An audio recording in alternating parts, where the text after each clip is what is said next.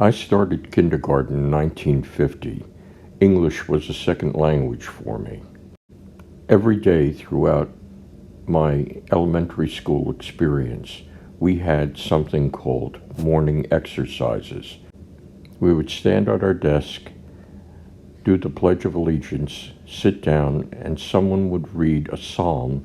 Then everyone would recite the Lord's Prayer. The Catholics would stop abruptly and deliver us from evil. The Protestants in the group would continue, "For thine is the kingdom, power, and the glory forever." The Papists didn't care for that too much, but there wasn't really any conflict on the playground afterwards about any of this stuff. In fourth grade, I had a teacher named Miss Fisher. She was an old spinster who added to the morning exercises by opening the windows and taking deep quaffs of air to start the day. By the way, she never married. Ironically, I think she died from lung disease. The school was about 2 miles from the Esso Oil Bayway refinery. I want you to realize this was a public school education.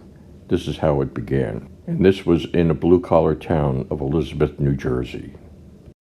That story ultimately leads to the topic of this video, which is the hope that is found in the Psalms. The psalm that was read most during those morning exercises was Psalm 1. Let's look at it now. What delight comes to the one who follows God's ways. He won't walk in the step of the wicked, nor share the sinner's way, nor be found sitting in the scorner's seat. His passion is to remain true to the word of I am, meditating day and night on the true revelation of light. He will be standing firm like a flourishing tree, planted by God's design, deeply rooted by the brooks of bliss, bearing fruit in every season of life. He is never dry, never fainting, ever blessed, ever prosperous. But how different are the wicked! They are like chaff blown away by the wind. The wicked will not endure the day of judgment, for God will not defend them. Nothing they do will succeed or endure for long, for they have no part with those who walk in truth. But how different it is for the righteous! The Lord embraces their paths as they move forward, while the way of the wicked leads only to doom. That was the Passion Translation of Psalm 1. We read from the King James Version. That, along with Psalm 23, were the most quoted psalms during those morning exercises. I memorized those psalms as a kid because I heard them so often.